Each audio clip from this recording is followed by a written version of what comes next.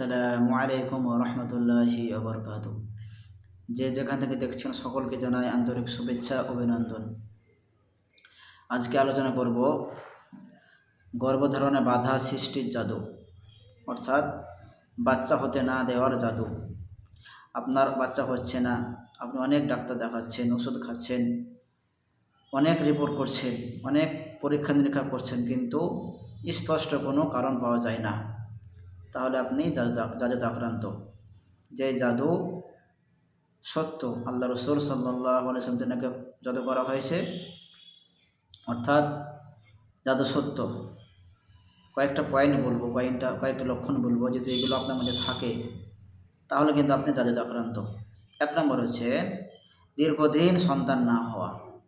আপনার অনেক ডাক্তার দেখাচ্ছেন, অনেক দিন হয়ে গেল বিয়ে হওয়া, কিন্তু আপনার বাচ্চা হচ্ছে না, অথচ পরীক্ষায় স্পষ্ট কোনো কারণ পাওয়া যায় না। আপনি যে পরীক্ষা করছেন, অনেক রিপোর্ট করছেন, কিন্তু সেই রিপোর্টে কোনো কারণ পাওয়া যায় না। 2 নম্বর হচ্ছে বারবার গর্ভপাত হওয়া। আপনার বাচ্চা হয়তো আসছে, কিন্তু আবার বাচ্চাটা নষ্ট হয়ে যাচ্ছে। 3 নম্বর হচ্ছে স্বামী স্ত্রীর মধ্যে অস্বাভাবিক ঝগড়া বা বিরক্ত বা দূরত্ব হয়ে যাওয়া, এক অপরকে দেখতে না পারা, দূরত্ব হয়ে যাওয়া। 4 নম্বর হচ্ছে রুকিয়া শুনলে অস্থিরতা। রুকিয়া মানে ঝাড়ফুঁক শুনলে, কোরআন তেলাওয়াত শুনলে, আযান শুনলে তখন বিরক্ত লাগা, অস্থির হয়ে যাওয়া। যেমন কান্না হতে পারে, বমি ভাব হতে পারে, মাথা ব্যথা হতে পারে, তারপর অতিরিক্ত ঘুম আসতে পারে, হাই উঠতে পারে।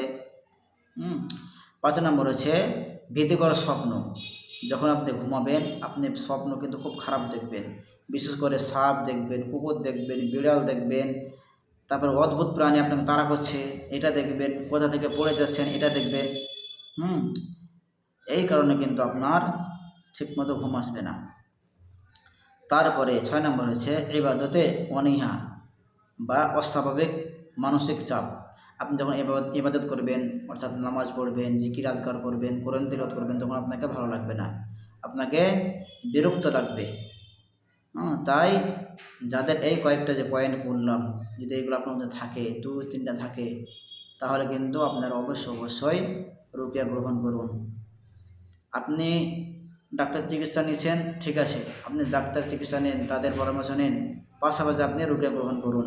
কেন? রুকিয়া একটা এমনই চিকিৎসা যেটা আল্লাহর কাছে বিভিন্ন আয়াত, বিভিন্ন হাদিসের দোয়া, সেইগুলোর মাধ্যমে আল্লাহর কাছে সাহায্য প্রার্থনা করা হয়, আল্লাহর কাছে দোয়া করা হয়, যাতে করে আপনাকে আল্লাহ বাচ্চা দিন, আপনার রোগটা ভালো করে দেন, আপনার জাদুদান ধ্বংস হয়ে যাক, এই সমস্ত দোয়া আল্লাহর কাছে করানো হয়।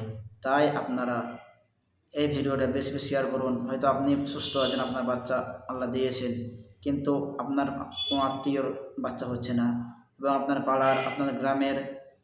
তাই আপনি বেশি বেশি ভিডিওটা শেয়ার করুন, অন্যকে দেখার সুযোগ করে দিন, আর আপনার মন্তব্য জানান।